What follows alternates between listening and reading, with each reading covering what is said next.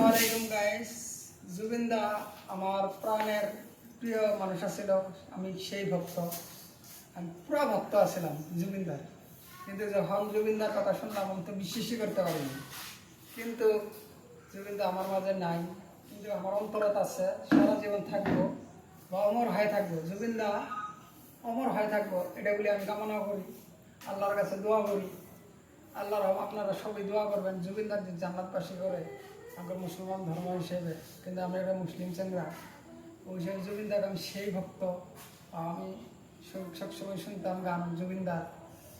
জুবিনদার আমার শোনার পরে আমার কিছুই ভালো লাগে না। পরে এখন কী করবো, আমরা তো এরকম যাওয়ার সাধ্য নাই। জুবিনদার বললো যে আমরা যে যাই অনুরাগী যে একটা জুবিনদারে যে শুভেচ্ছা জানাবো, এরকম তো আমার একটা ক্ষমতা নাই বা যাওয়ার এবং না।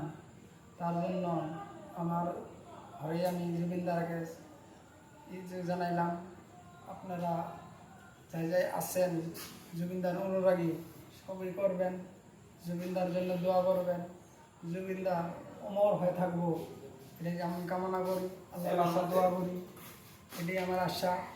জুবিনদার জন্য সবই দোয়া করবেন। কিছু সংখ্যা মানুষের জুবিনদারে যা আল তাল বকে, কিন্তু কিছু সংখ্যক মানুষের একটা আমি উজনীয় সময় একটা সেকেন্ডা জি কইল পুলিশে তাকে অ্যারেস্ট করা লাগে, আগে আগে জুবিনদার কথা কয়।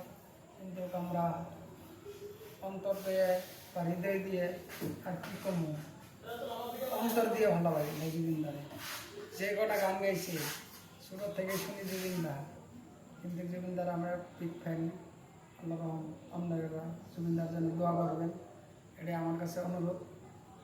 আল্লাহ জুবিনদার জন্য দোয়া করবেন।